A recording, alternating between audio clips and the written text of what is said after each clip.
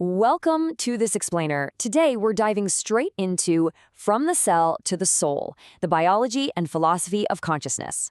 We're going to bridge the raw, microscopic mechanics of human life with the profound philosophy of consciousness. Let's jump right in. So, I want to start off by posing a massive question to you, one that scientists, philosophers, and thinkers have literally wrestled with for centuries. What actually lies at the heart of every living thing? Are we just highly advanced biological meat machines, blindly following random chemical reactions? Or is there something way more profound operating in that mysterious space between our physical cells and our immaterial souls? Well, to figure that out, we have to start at the bottom. Evolutionary biologist Richard Dawkins hit the nail on the head with this. He points out that life isn't just some magical fiery spark or a breath of warm air. Fundamentally, life is information. It's words, it's instructions, it's complex, meticulous code. If you really think about it, life is essentially an army of molecular machines working around the clock to avoid entropy. And entropy is just a fancy scientific word for chaos and decay. Life is a system relentlessly fighting to keep the chaos out. To put that into perspective, just think about the smallest unit of your body, the cell. It's not just some random blob of jelly. It operates exactly like a bustling medieval city. Think about it. You've got a library, the nucleus, holding all your ancient genetic code. You've got power plants, the mitochondria, constantly churning out energy. The cell membrane acts as these heavily fortified city walls with highly selective gates. And inside, you literally have microscopic highways made of microtubules, with tiny biological trucks called kinesin hauling cargo. I mean, the whole shebang requires this delicately managed, constant flow of free energy just to keep the city from collapsing in on itself. Now, where did all of this incredible infrastructure begin? Meet LUCA, the last universal common ancestor. Billions of years ago, every single living thing on Earth, including you and me, traced back to this incredibly fragile single form of life. LUCA survived deep in Earth's history as this precarious balancing act of genetic material right on the razor's edge of that entropy we talked about. And over billions of years, life evolved from these humble little forms, mastering energy management until it paved the way for something totally mind-bending: human consciousness. Okay, so here's where it gets really interesting. We understand the biology, right? We get the cellular cities and the energy flows, but how on earth do we bridge the gap between physical, squishy biological cells and what philosophers call the hard problem of inner experience? How do raw chemical reactions in a physical brain suddenly create the feeling of a broken heart, or the perception of the color red, or a deep sense of cosmic purpose? This is exactly where physical science hits a massive philosophical wall. We have to make a leap. And historically, human thought has kind of split into two extreme camps when trying to make that leap. On one hand, you have strict Western materialism. This worldview basically says, hey, we are purely physical bodies, and consciousness is just a biological byproduct. It's an illusion your brain cooks up. But on the exact opposite side, you have certain Eastern spiritual philosophies that treat the physical body as just an obstacle, an illusion you have to escape to dissolve into a pure spiritual whole. So one side completely ignores the spirit, and the other actively tries to silence the body. But what if the truth isn't an extreme at all? Enter an absolutely stunning, synthesizing concept from classical Arabic philosophy: fitra. Fitra is the zone of primordial attunement. It isn't cold materialism, and it's not detached spiritualism. It's an interactive state. It's a natural disposition that is hardwired right into us from the factory. Look at it this way. A human eye is structurally built to perceive light long before it ever opens in the womb. In that exact same way, human consciousness is structurally built and primed for harmony with existence.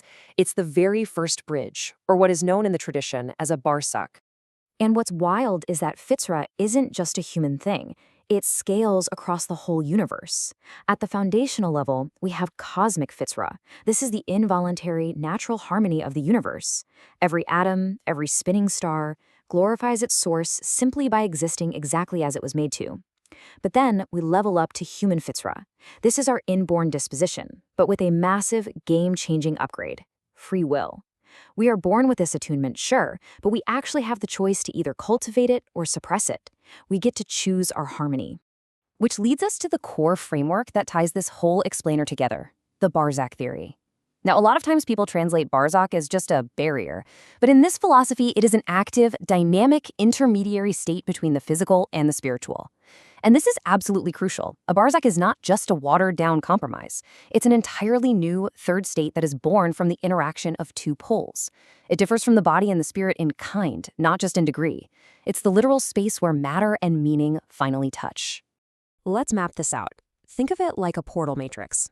You have the soul, the rule, the spiritual command pervading the body. And you have the body, the nafs. Picture the nafs as your biovessel. And this biovessel has literal data ports, your eyes, your ears, your mouth.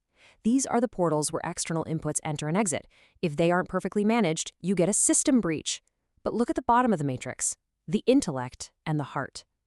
In this framework, your heart isn't just a mechanical blood pump, it is the primary locus. It is the literal operating table where the physical data of the nafs and the spiritual perception of the intellect interact.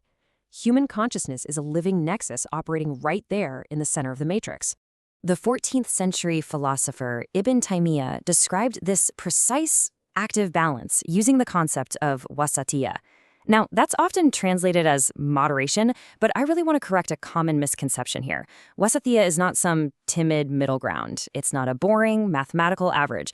It is a towering mountain summit.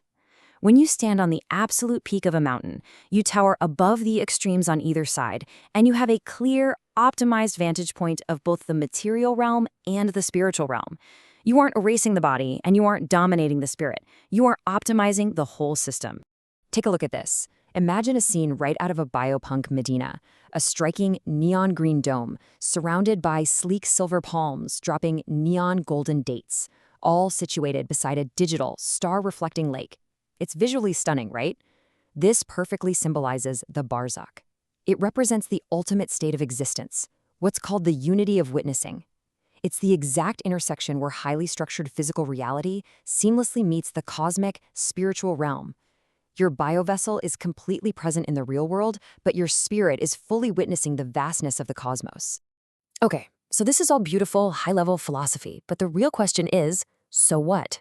How do we take this towering mountain summit of Wasatiyya and actually bring it down to earth?